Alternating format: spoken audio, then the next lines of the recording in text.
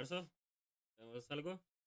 Porque tengo como 3 videos para hoy. Entonces, vamos a ver. Countless legal problems, half a year in prison, and a bank account holding less than $7. Sadly, Wow. Ronaldinho's golden retirement has instead been a total train wreck. He was worth $90 million when he retired in 2015, although despite having a salary of nearly $300K per week, Ronaldinho showed through a Coca-Cola sponsorship he was absolutely atrocious at handling his money.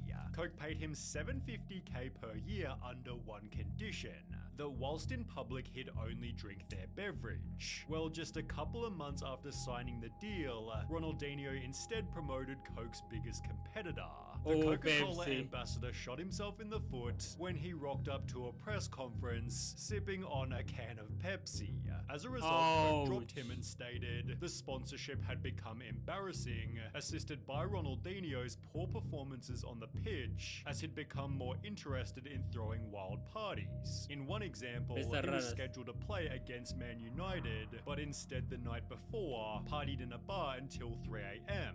A Barcelona board member added, Ronaldinho plays bongos until 2 in the morning every night.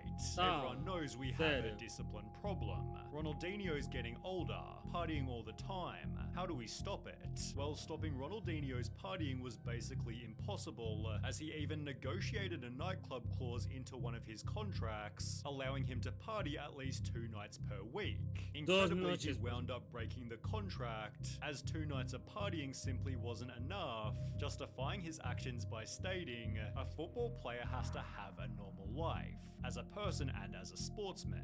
But according to his teammate Jerome Leroy, this lifestyle was seriously hurting his skills. Ronaldinho didn't train any day of the week, and would just turn up on a Friday for the game on Saturday. I think he was trying to follow in the steps of Romario, who would also go out every night, but he didn't have the same success. Without a consistent training regimen, Ronaldinho began to experience constant injuries. Beginning in March 2008, he was off the field for 1 full year, missing 30 different games, coming from 4 different injuries. In the meantime, Ronaldinho started gaining weight, for which he was clowned on by the media.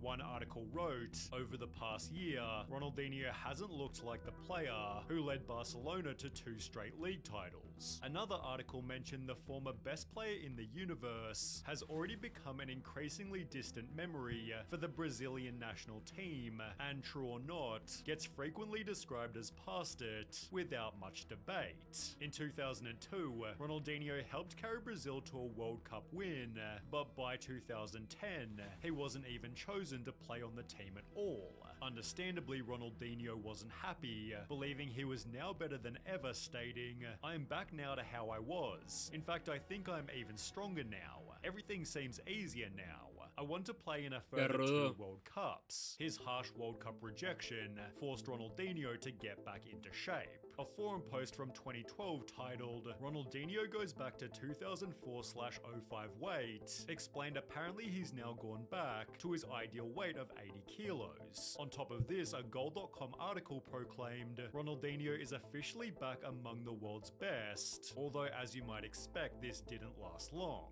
Throughout 2013, Ronaldinho missed another 24 games, resulting from 2 separate injuries. He therefore again wasn't selected for Brazil's 2014 World Cup team, and by 2015, at the age of 35, Ronaldinho's career was pretty much finished. He'd signed an 18-month contract with Fluminense, although after failing to score in 9 games and being booed by his own fans during a league game, Ronaldinho's contract was terminated after only 2 months, the club publicly announced. We were straight with him and told him it wouldn't work for us, so we decided releasing him was the right thing to do. We are somewhat frustrated. When he arrived, we expected he could do for us what he did for so many other clubs. That's what you think when you sign a player. He didn't do well in Mexico, but we took our chances by bringing him back to Rio, thinking he would do well again. Ronaldinho clearly didn't, but he now had $90 million to retire retire very comfortably.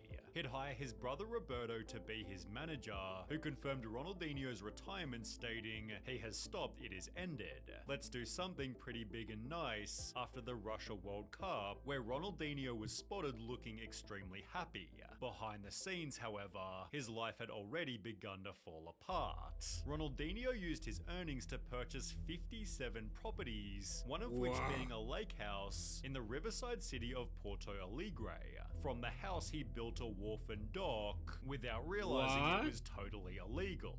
As a result, he was fined $1.7 million US, although Ronaldinho refused to pay. It was then revealed he also owed a further $2 million in unpaid property taxes, and as a result, Ronaldinho has had 57 properties seized and his Brazilian and Spanish passports confiscated over unpaid taxes and fines. Ronaldinho haggled the fishing fine down to 1.5 million, but ultimately still failed to pay, leading the Brazilian government to permanently take he and his brother's passports. Now, this was extra inconvenient as they wanted to take a holiday down to Paraguay, so they devised a genius plan: create a fake Paraguay passport for one of Brazil's most famous people, known for playing on the Brazilian national team. As he tried to enter Paraguay, Border Protection obviously noticed him instantly, placing Ronaldinho in jail awaiting trial.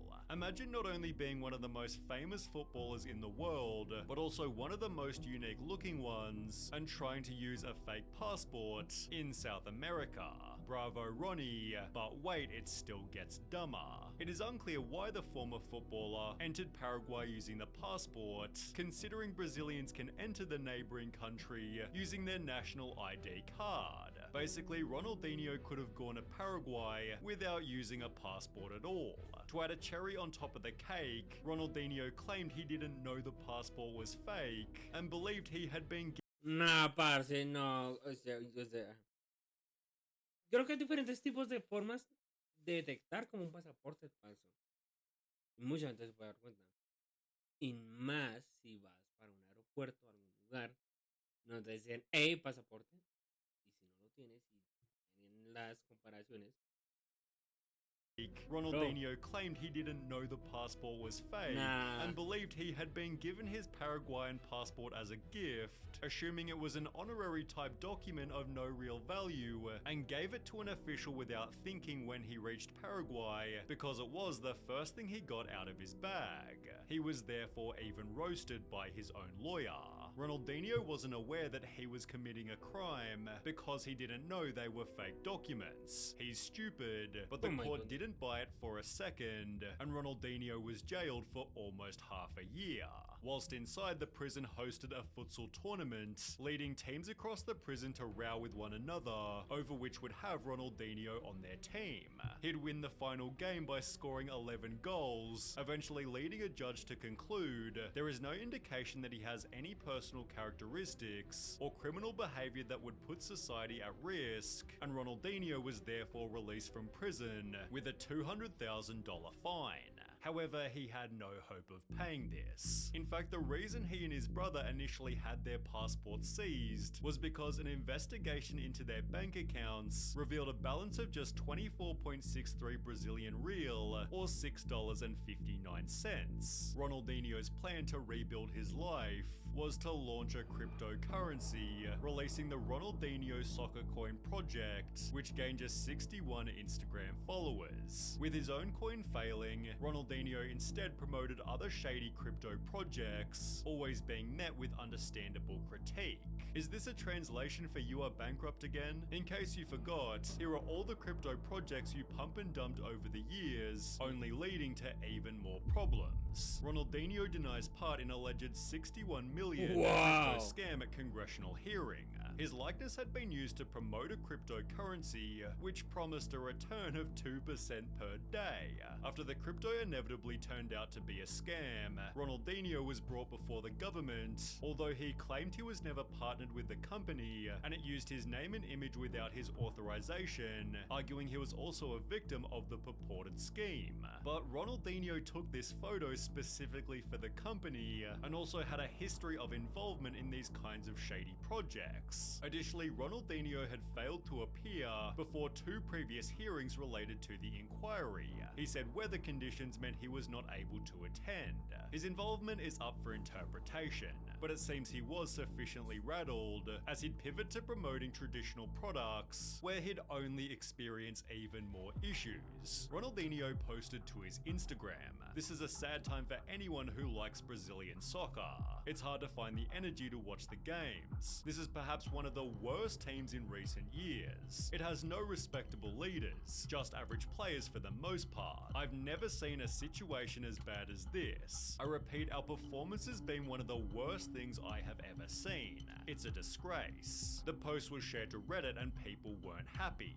Criticism is fine, but straight up quitting on the national team in an official post is something to say the least. Imagine your idol saying that about you and your teammates, killing their confidence. Literal. Well, only one day later, Ronaldinho returned to Instagram, revealing the nasty message was actually an ad. "I would never abandon Brazilian football, never. And I would never say the things you saw. In fact, these words came from real Brazilian fans. They are real comments I saw on the internet. Guys, what our boys need is support at this time. That's why I joined Reacciona in this movement. We are asking everyone to send messages of support. Hashtag Reacciona does not abandon you. He's damn broke, isn't he?" Ronaldinho's finances haven't been discussed recently, but judging by photos of him taking private jets, it seems he's rebuilt his life at least to some extent.